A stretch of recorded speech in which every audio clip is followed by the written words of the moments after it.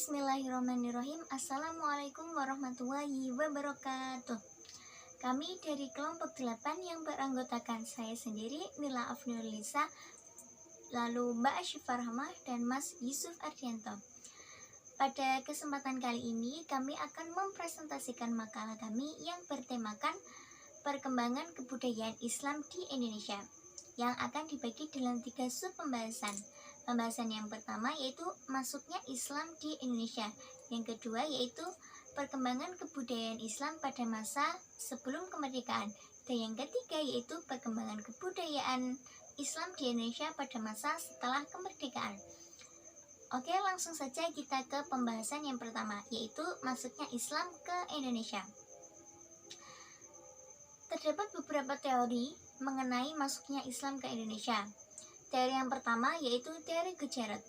Dinamakan teori Gujarat karena teori ini mengatakan bahwa Islam masuk ke Indonesia berasal dari Gujarat. Gujarat ini merupakan daerah yang berada di India. Teori ini didasarkan bahwasanya Nusantara dan India telah memiliki hubungan yang sangat erat, terutama dalam hubungan perniagaan.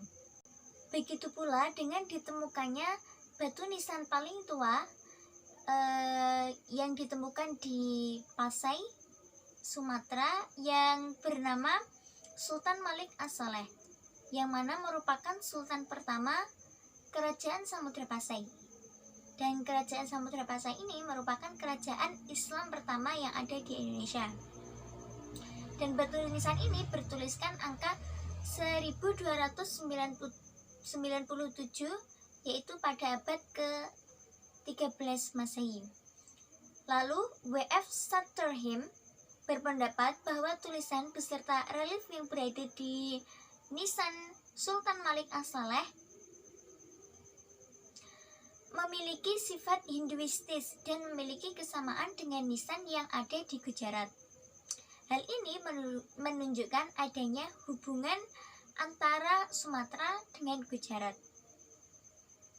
Selain itu juga didasarkan oleh catatan-catatan perjalanan para tokoh penjelajah dunia seperti Marco Polo, Sulaiman Al-Tajir, Ibnu Battuta, dan lain sebagainya. Teori yang kedua yaitu teori Mekah atau teori Arab. Dinamakan teori Mekah atau teori Arab karena dalam teori ini membahas bahwa masuknya Islam ke Indonesia berasal dari Mekah. Teori ini juga sering disebut sebagai teori penentang teori Gujarat.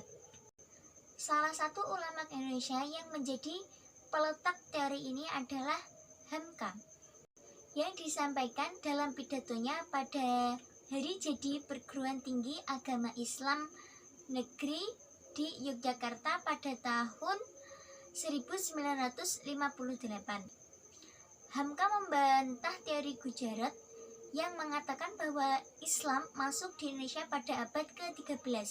Hal ini dibuktikan bahwa sudah adanya kerajaan pada abad ke-13, sehingga jika dinalar, jauh sebelumnya Islam telah masuk di Indonesia lalu memiliki kekuasaan politik yaitu kerajaan pada abad ke-13. Hal ini juga dikuatkan dengan sebelum abad 13 telah banyak perkampungan-perkampungan orang Arab terutama di daerah pesisir. Hamka juga mengatakan bahwasanya Gujarat hanyalah sebagai tempat singgah bangsa Arab. Teori ini juga diperkuat dengan catatan Cina yang mana terdapat saudagar Arab yang menjadi pemimpin dalam perkampungan Islam di pesisir pantai Sumatera pada perempat akhir abad ke-7 Masehi. Dan telah diketahui bahwa beberapa saudagar telah menikahi orang-orang pribumi, yang kemudian kelompok Arab ini gencar dan giat menyebarkan atau mendakwahkan Islam.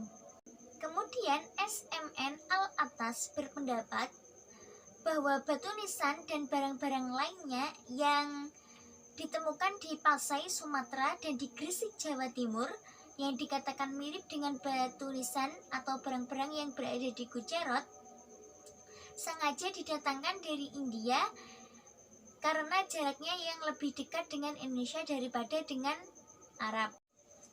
Teori yang ketiga yaitu teori Persia. Teori Persia ini mengatakan bahwa kebudayaan Islam yang ada di Indonesia ini memiliki persamaan dengan kebudayaan Islam yang ada di Persia. Di antaranya yaitu peringatan 10 Muharram sebagai peringatan wafatnya Husain. Bahkan di Minangkabau, bulan Muharram ini sering disebut sebagai bulan Hasan Husain. Sedangkan di Sumatera Barat dan Tengah, bulan Muharram ini disebut sebagai bulan Tabut dan diperingati dengan mengarak keranda Husain yang disebut dengan tabut untuk dilempar ke sungai atau mata air lainnya. Selain itu juga dikatakan bahwa dulu Indonesia merupakan wilayah dagang bangsa Persia. Teori Persia ini juga mengatakan bahwa Islam masuk di Indonesia sejak abad ke-7 Masehi. Di antara tokoh-tokoh peletak teori ini antara yaitu Prof. Husain J.J. Diningrat dan Umar Amir Husain. Yang keempat yaitu teori Cina. Konsep teori Cina ini hampir sama dengan konsep teori Persia, yang mana didasarkan pada persamaan kebudayaan. Banyak ditemukan unsur-unsur Cina dalam beberapa kebudayaan Islam yang ada di Indonesia. Menurut H.J. de Graaf yang bersumber dari literatur Jawa klasik, menceritakan bahwa bangsa Cina memiliki peranan dalam menyebarkan Islam di Indonesia. Dapat dilihat dari tokoh-tokoh penyebar Islam, misalnya yaitu Sunan Ampel yang bernama asli Bong Sui Ho. Begitu pula dengan Raden Fatah yang merupakan raja kerajaan Demak yang bernama asli Jin Bun. Dan mereka ini merupakan keturunan dari Cina. Teori Cina ini mengatakan bahwa Islam telah masuk di Indonesia pada abad sekitar 7-8 Masehi dan dibawa oleh pedagang-pedagang Cina. Dan yang kelima yaitu teori Turki. Teori ini diusung oleh Martin van de Bruinesan. Ia berpendapat bahwa Islam di Indonesia juga berasal dari orang-orang Kurdi, yang mana orang-orang Kurdi ini berasal dari Turki.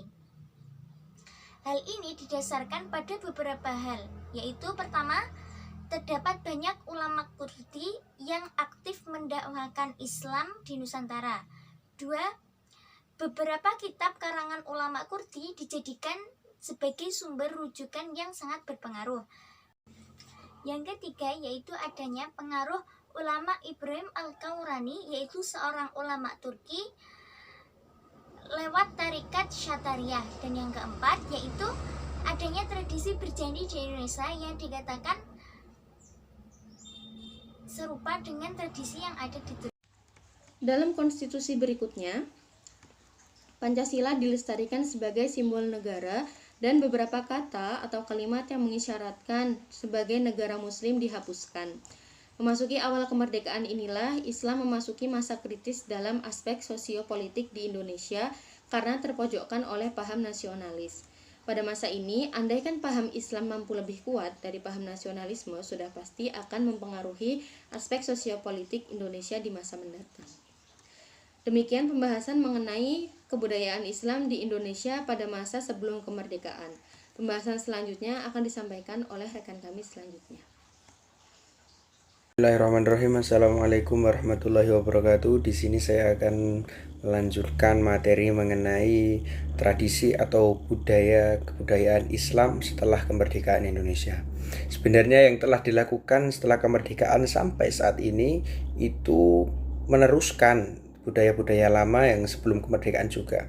Namun tidak apa-apa, ini saya akan jelaskan ala kulli hal. Yang pertama, tradisi kebudayaan Islam yang sampai sekarang masih ada setelah kemerdekaan yaitu pertama sekaten. Sekaten itu apa Thomas? Yaitu dalam rangka memperingati kelahiran Nabi Muhammad SAW atau Maulidan. Itu kalau di sekitar Keraton Solo, Keraton Jogja itu nanti ada sekatenan pas untuk memperingati hari Maulid atau kelahiran Nabi Muhammad SAW. Itu dari dulu sebelum kemerdekaan, zaman kerajaan masih ada, sampai sekarang pun masih dilestarikan. Masya Allah, ini sungguh syiar Islam yang sangat bagus. Kemudian yang kedua yaitu tradisi grebek. Grebeg yaitu upacara adat untuk Keraton Jogja yang diselenggarakan 3 kali dalam setahun untuk memperingati hari-hari besar Islam seperti grebeg Sawal, grebeg besar foto Haji, kemudian grebeg Maulud untuk memperingati hari kelahiran Nabi Muhammad. Kemudian selanjutnya yang masih ada sampai saat ini yaitu tradisi selamatan. Nah, ini bisa dijumpai di hampir seluruh pulau Jawa.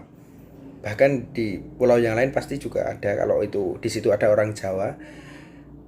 Terutama yang para sesepuh kita yang masih melestarikan, yaitu selamatan setelah meninggalnya sanak saudara kita, yaitu ada selamatan sedino, rong dino, telung dino, pitung dino, 40 dino, 1000 dino. Nah, itu juga untuk sedekah kepada warga sekitar dan diatasnamakan untuk mayit, selamatan.